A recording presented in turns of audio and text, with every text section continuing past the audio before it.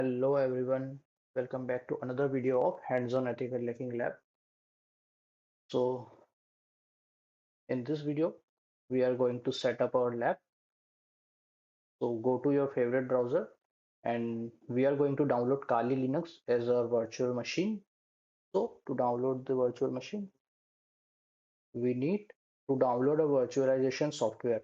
You can go with Oracle VirtualBox or VMware for Windows and UTM and Fusion for Mac OS. So I have my Windows OS, Windows host. So I will be going with Oracle VirtualBox. Just search for Oracle VirtualBox on your browser and go to downloads. Click on the download link here. Then you will see it has downloads for all the platforms. As we are using Windows host, I will be clicking on Windows host and it will start downloading this installer exe file. Okay. If you have an Mac OS with M1 chip, go with Apple Silicon, and if you have Mac OS with Intel host, then select the suitable version. And if you have Linux distribution, then you can go with the Linux distributions also and download the file accordingly. For now, I'll be going with Windows host as we have my Windows 11. Okay, you can download the file whenever you want, and I will just cancel it as I already downloaded the file here. As I already downloaded the file, I'll double click on it. This is just an installer file. It is not an original VirtualBox file. It is just an installer file. Okay, so after installing, I can simply delete it also. So here's my installer open. I'll click on next. As I already installed VirtualBox, it is asking me to repair or modify, remove. So I'll just click on repair. It will ask me for repair. But for you, you just have to click on next until it downloads your VirtualBox. Okay, it is a very simple process.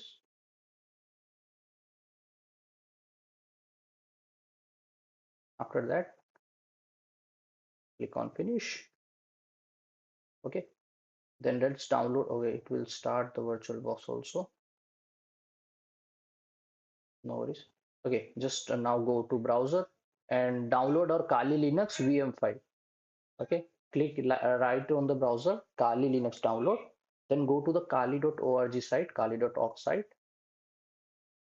Here you will see two options, installer images and virtual machine. Click on virtual machine. Then here in the VirtualBox section, you will see this 3.4 GB with the download icon. Click on that. It will start downloading a 7Z file. 7Z file, okay? It is a 7-zip file with the extension 7Z. Okay, I am canceling it as I have already downloaded it here. You can see that it is the same file with the extension 7Z. Make sure that the file has .7Z at the end of its name and it is of 3.4 GB. Avoid downloading the torrent file. Okay, and as it is an 7-zip file, we are going to download an extractor also. In this case, we are going to use 7-zip.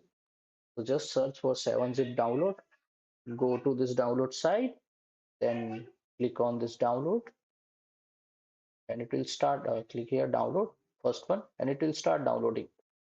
This I already downloaded this also.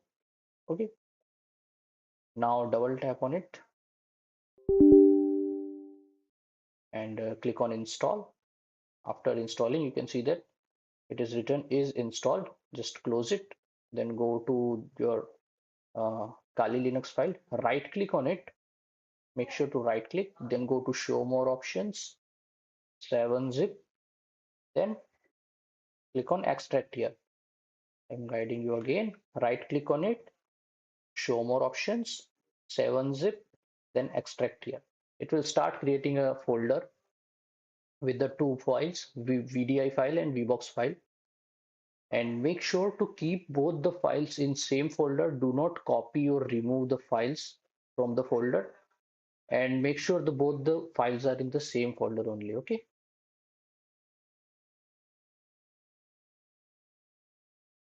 let it finish.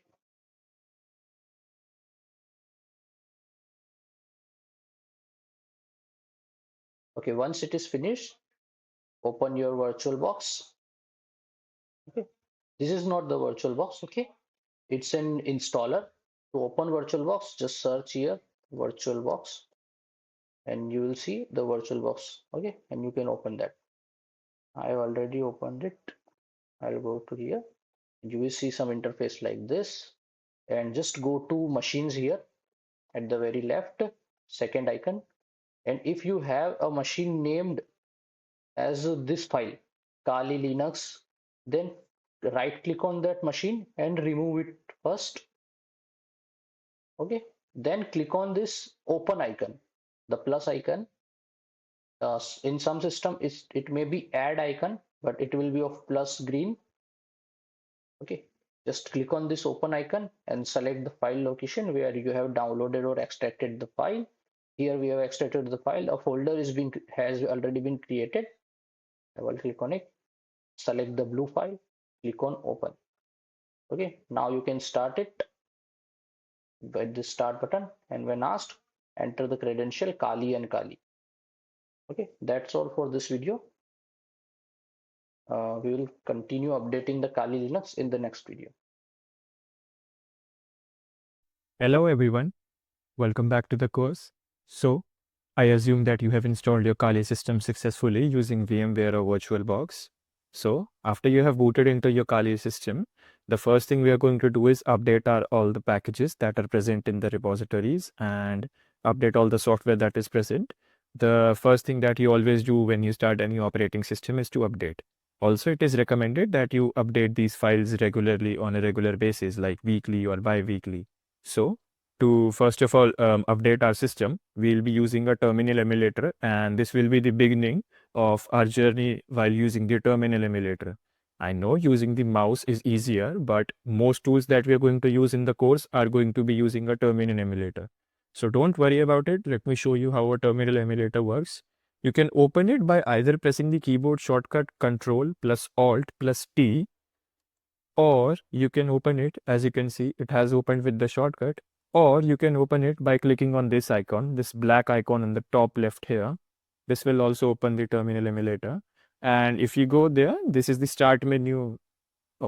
This is the start menu of the Kali Linux operating system here. If you click on it, you should get all the application list and everything else. In here, you can click the terminal emulator here, or you can just type terminal emulator. As you can see, there are multiple options to open a terminal emulator, but I prefer the option of using the keyboard shortcut Control Alt T. So yes, after you have opened your terminal emulator, the first thing don't be scared by this. Okay, so let's zoom in a little bit for you guys. Okay, so as you can see, this is the terminal here. So the first thing that we can read is that the first thing is Kali is our username, and the second thing is the name of the device. In case you want to know what your username is in a Linux file system, you can always type a very simple command. It says who am I. Whenever you type who am I, it shows that you are Kali. That is the name here. Kali is the name of the user that is using this system. Remember, the first time we logged in, we used the username Kali and the password Kali as well. So the first thing that we're going to do is use the update command to update all our packages. So what we're going to do is, if you're confused about it, don't worry. I will give you a one-line command that will help you update all the packages automatically. So the first thing that you're going to type is sudo. What does sudo mean? Well, sudo gives the root privileges. By root privileges, I mean basically when in Windows, remember, there was always a pop-up when you installed a software asking to, allow changes. It's basically doing anything with administrator privileges as in Windows. So Linux has its own implementation of the administrator system by the name of sudo. So you can type sudo and then you can type apt. apt is the update manager or the packet manager which is present in Kali Linux. There are multiple in more Linux distributions, but for this course, we'll be focusing on apt. So apt, we'll be typing apt update. As you can see, after every command, I'm giving a space. In Linux, spaces are important while using the terminal emulator, all right? So after you have given sudo apt update, we can press enter. So it will ask for a password because we are doing a administrative privilege task. So remember the password we had before, we can type KALI. Don't be scared if you don't see the password here. This is a very common thing in Linux for security reasons. whenever there is a prompt asking you for a password, like here, you will not see the password being typed as stars or something else here. It will just be blank, but the keyboard is taking your input, so don't worry about it. You can press enter, and as you can see, it has started working. So what it will do is it will go through the list and start updating the list. What do I mean by update? Well, as you can see, it says hit 1 and hit 2. So you may see more of them in your in your Kali system when you do it. So as you can see, it hit. So what are these? These are just lists. These are just a complicated, big, long file, text file that contains all the name of all the softwares that can be installed and updated on your system. So as you can see, after running that command, we say that it ensures that we need 470 packages that can be upgraded. So that's quite a lot.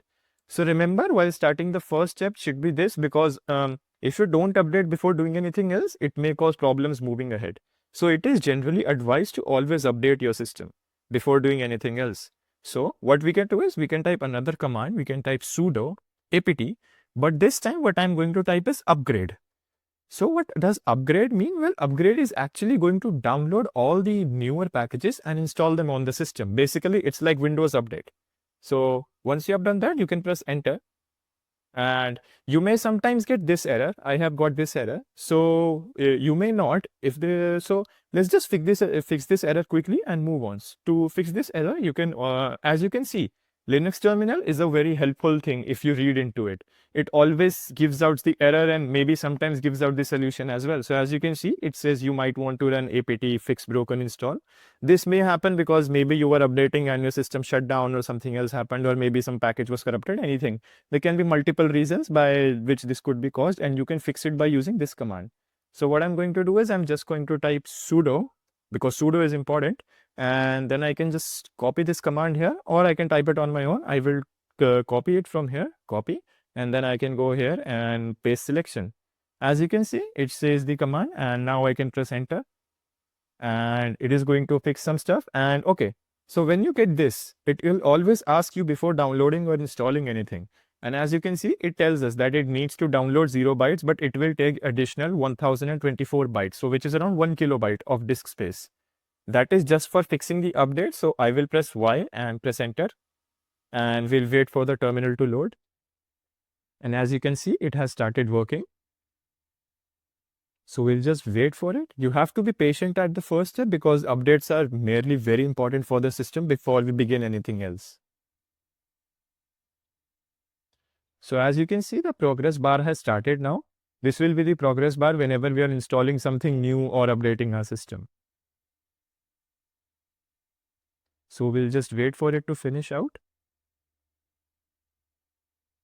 All right, so once we have fixed our broken packages, we can use our old command which we were using, which was sudo apt upgrade.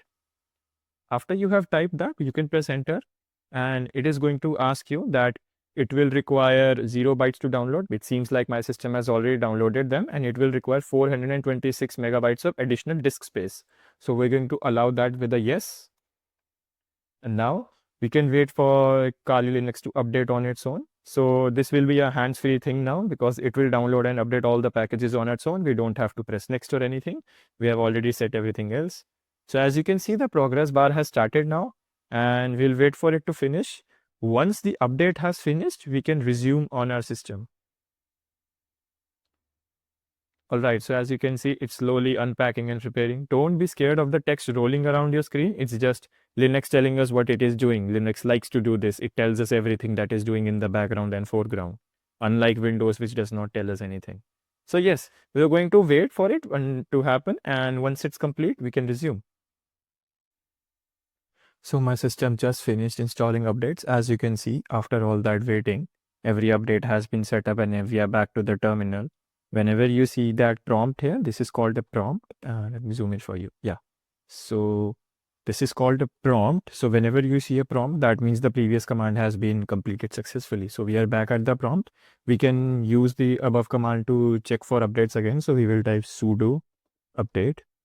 Sudo apt, and then we can type update. And what we can do is we can combine two commands, the update and the upgrade command together, so we don't have to type them again and again. If you don't understand what I'm saying, you can just follow through or use the steps we used before. You can use sudo apt update and then you can wait for it to do that again. So as you can see, it's done, and it still shows 309 packages can be upgraded in my case. So I may go and update them again, or I can resume later. But ideally, in your case, it should show 0 here. So when it shows 0, that means that updates have been completed successfully. So after this, we can move on to our next step.